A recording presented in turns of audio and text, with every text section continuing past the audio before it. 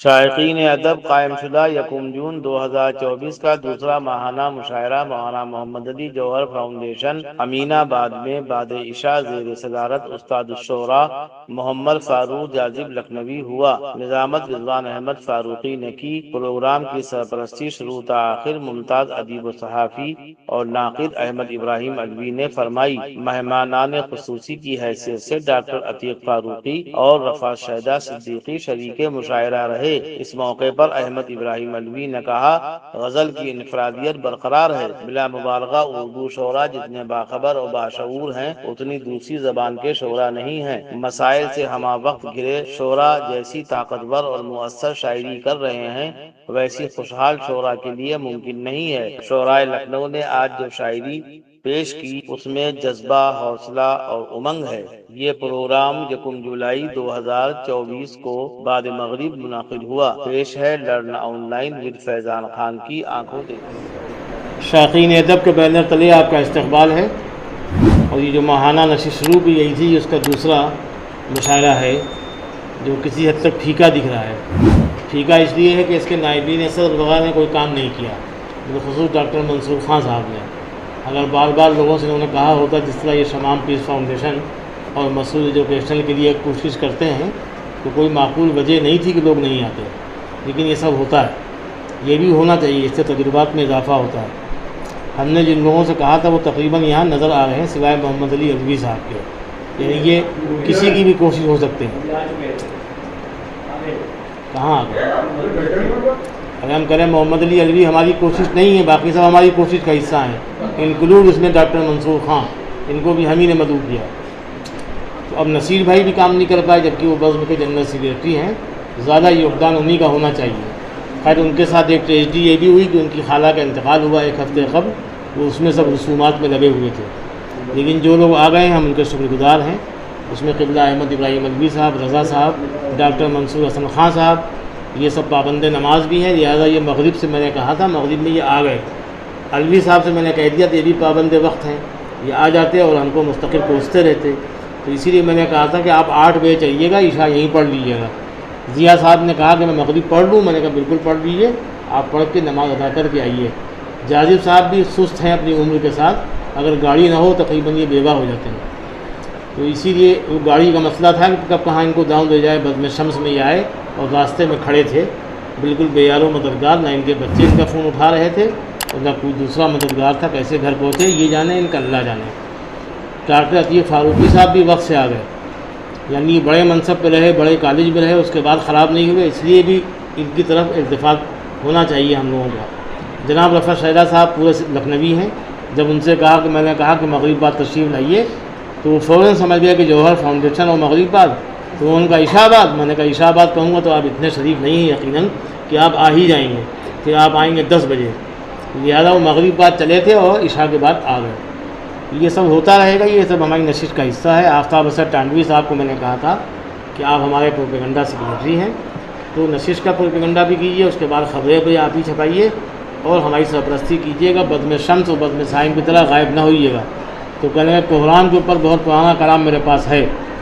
ہم نے کہا اتنا پرانا تو نہیں لکھتا احمد ابراہیم علوی صاحب، 55 برس پرانا افسانہ سنایا انہوں نے۔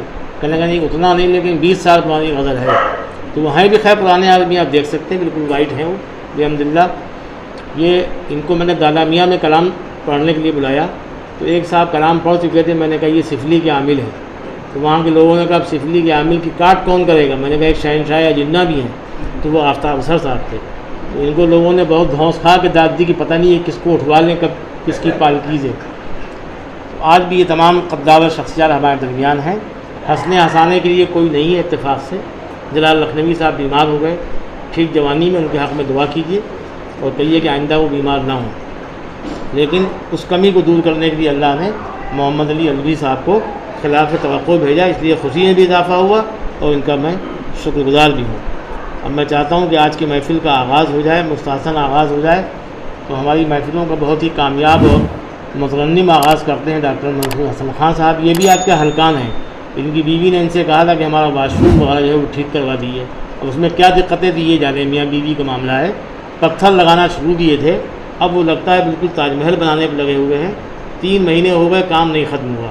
تو میں نے کہا اب کی بھی اگر ہم لوگ وہاں نازل ہوئے تو انشاءاللہ وہ کر کر کی آوازیں بھی ہوں گی اور ہم لوگ بھی ادھر زور لگا رہے ہوں گے.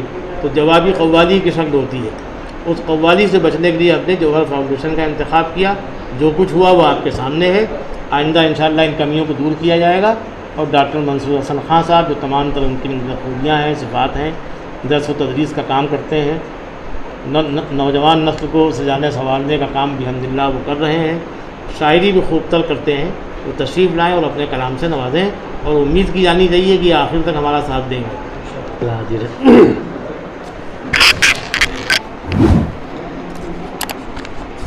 غم کا جہاں احساس ہوا ہے، ہم کو ملا ہے ایک کوہرام. غم کا جہاں احساس ہوا ہے، ہم کو ملا ہے ایک کوہرام.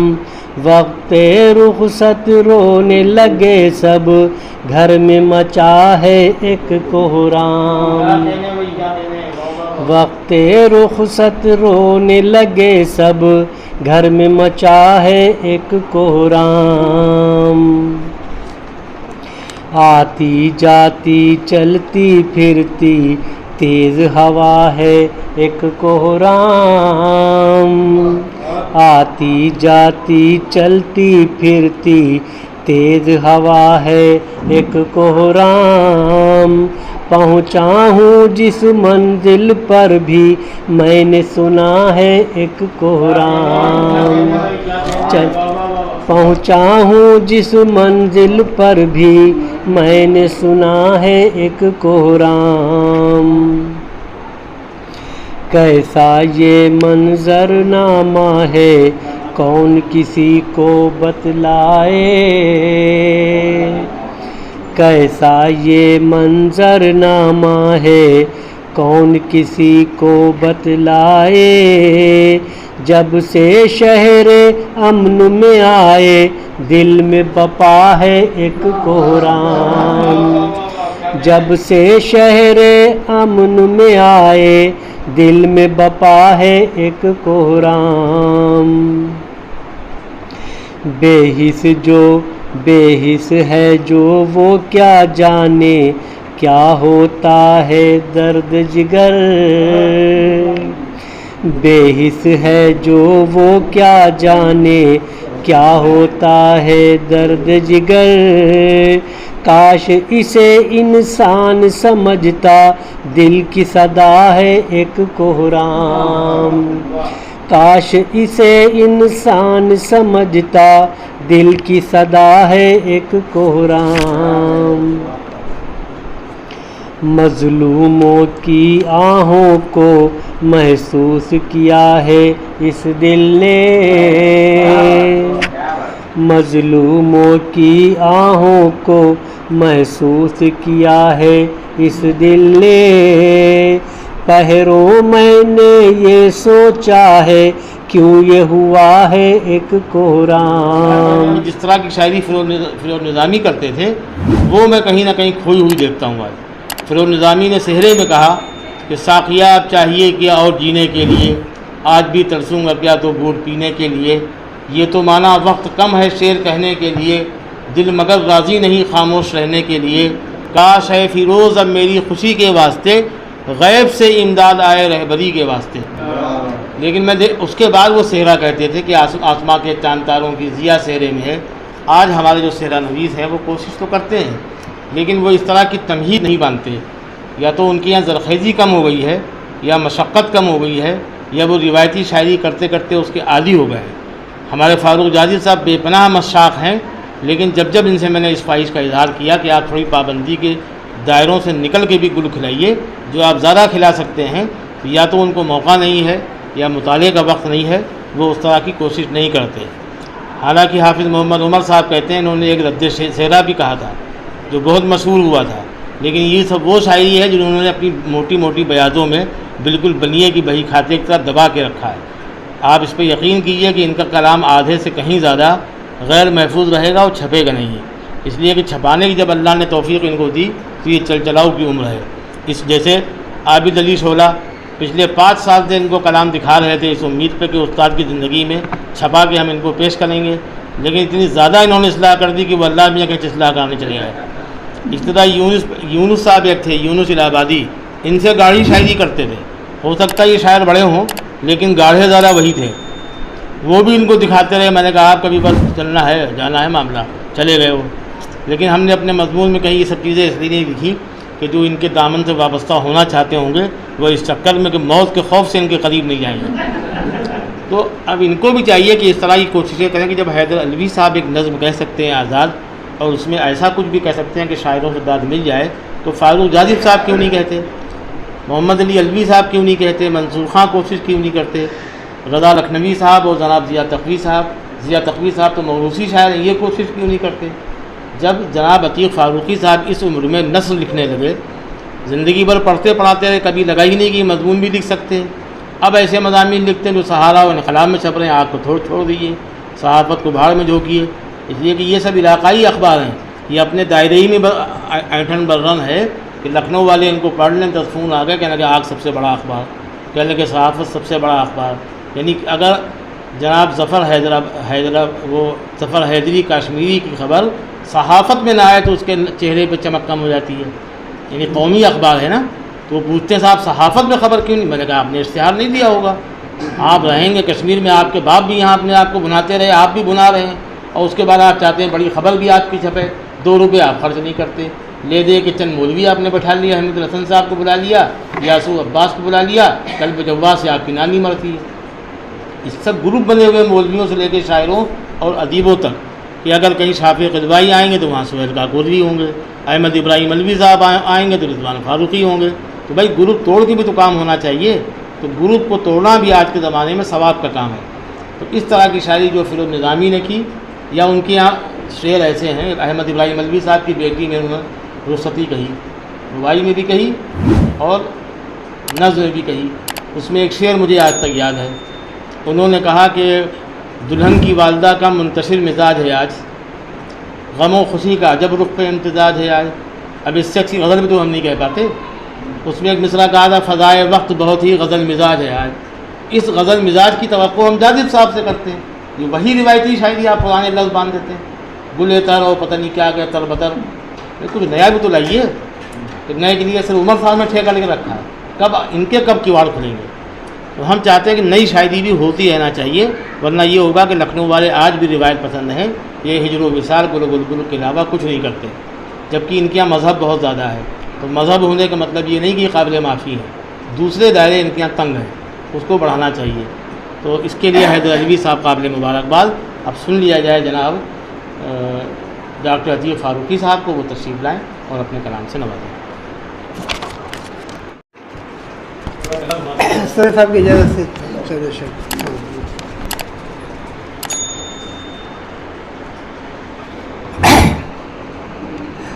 ردیف آج کی محفل کا طے رہا کوہرام، ردیف آج کی، ردیف آج کی محفل کا طے رہا کوہرام، ہر ایک شاعر یہاں صرف پڑھ رہا کوہرام، ہر ایک شاعر یہاں صرف پڑھ رہا کوہرام، کہیں خوشی ہے کہیں پر تو بڑھ رہا کوہرام، کہیں خوشی ہے کہیں پر تو بڑھ رہا کوہرام، عرب میں جشن ہے غازہ میں مچ رہا کوہرام، عرب میں جشن ہے غازہ میں مچ رہا کوہرام۔ اسی پہ تبصرہ کیا میں نے، ضمیر بک گئے اور بے حسی ہر ایک سو ہے، ضمیر بک گئے اور بے حسی ہر ایک سو ہے، نہیں ہے شرم ہر ایک دیکھتا رہا قرآن، نہیں ہے شرم ہر ایک دیکھتا رہا قرآن، کہیں فساد کہیں جنگ اور کہیں دہشت، کہیں فساد کہیں جنگ اور کہیں دہشت، کہیں پہ امن نہیں ہر طرف رہا قرآن، کہیں پہ امن نہیں ہر طرف رہا قرآن۔ ہمارے ملک میں لنچنگ ابھی بھی جاری ہے، ہمارے ملک میں لنچنگ ابھی بھی جاری ہے، کوئی تو روک سکے گھر میں چل رہا قرآن، کوئی تو روک سکے گھر میں چل رہا قرآن۔ جو پرچہ نیٹ کا افشا ہوا تو سب طلبا،